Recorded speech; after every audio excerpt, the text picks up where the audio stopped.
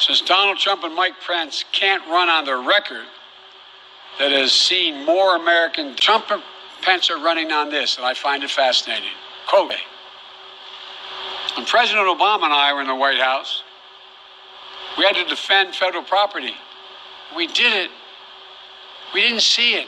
You didn't see us whipping up fears around the deployment of secret federal troops. We just did our job, and the federal property was protected. And so do you. I know the justice they seek, and so do you. They've told us none of this violence respects or honors George or Jacob.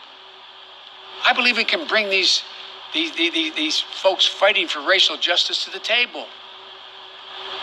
I can bring the police to the table as well. I'd make sure every mayor and governor had the support they needed from the federal government, but I wouldn't be looking to use the United States military against our own people. If I were president, my language would be less divisive. I'd be looking to lower the temperature in this country, not raise it. Let's answer that question. First, some simple facts. When I was vice president, violent crime fell 15% in this country. We did it without chaos and disorder. And yes, do you really feel safer under Donald Trump? COVID has taken this year, just since the outbreak, has taken more than 100 years. Look, here's the lives. When you think about it, more lives this year than any other year for the past 100 years. More than 180,000 lives in just 6 months. An average. President Obama and I stopped the Depression in 2009. We took a bad economy that was falling and turned it around. Trump took a good economy and drove it back into the ditch. Through his failure to get COVID under control, his failure to pull together the leaders in Congress, his failure to deliver real relief to the president.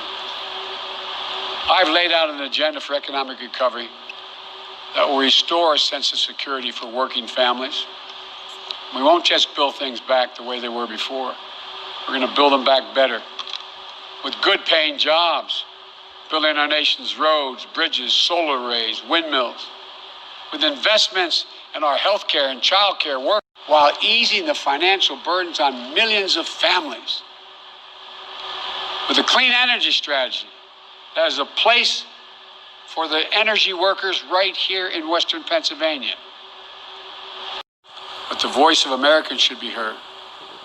The one you should listen to is Julia Jackson, the mother of Jacob Blake. Hers is a voice of courage, character, and wisdom. In looking at the damage that has been done in her city, she said, quote, the violence and destruction doesn't.